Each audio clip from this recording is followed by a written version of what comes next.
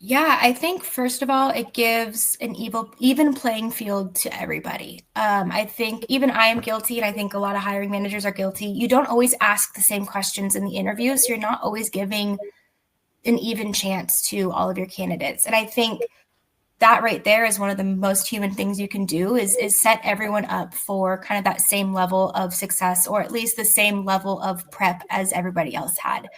And so that was one of the big things for me was when I did these interviews, being able to use those same questions for every single candidate who went through that process.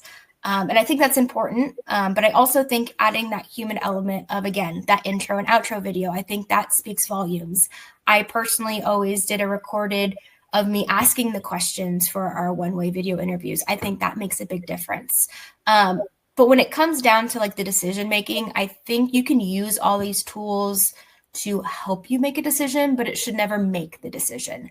And I think that's where a lot of recruiting industry is changing. I think people are quick to, well, if AI said it's bad, then it's bad. And I don't think that that should be a good rule of thumb, because it, again, can't see everything. It can't understand everything. And doing those one-way video interviews gives more people a shot to explain why they are where they are. Maybe they had a 3-year gap. I'm guilty of that. I took 2 years off to raise my 2 kids, and when I came back in, I got auto rejected from a lot of roles because I wasn't working for the last 2 years. Where I think that if I would have had the option to do a video interview, which they can't do for every candidate, but if I would have given, just that next 25%, right, of sending that video interview, I could have explained why I wasn't working for the last 2 years and why I decided to make that change. But also explain why I'm ready to move back into the workforce. I think that there is kind of that stigma of, if they're not perfect on paper or they don't match it, then it's not worth it. And I think that there's a lot of gray area in recruiting. And I don't think that we are in a place where AI can make that decision.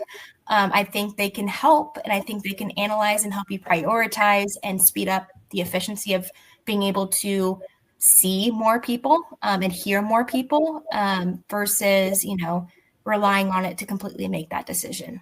Yeah. Yeah. It's such a great point. I know personally, having many, many years of hiring people, that you come to learn that oftentimes the best people on the team started a little rough around the edges, so to speak, right? There was something atypical or what have you. And for whatever reason, you kind of look past that because you see this sparkle. And that's what we're ultimately trying to do with these tools, is everybody's got that little sparkle, and finding it, especially if it's a fit with the organization. It's like there's really just a few key points that actually really contribute to success. And if you've got those core 3 things, then almost regardless of everything else, you've got a really good chance to be a contributor. And that's the trick, is finding that. Yeah. And I think, what I heard from you is, a human process is one that's fair, one that's fast, and it respects a candidate's time. I think the big thing is giving candidates an opportunity.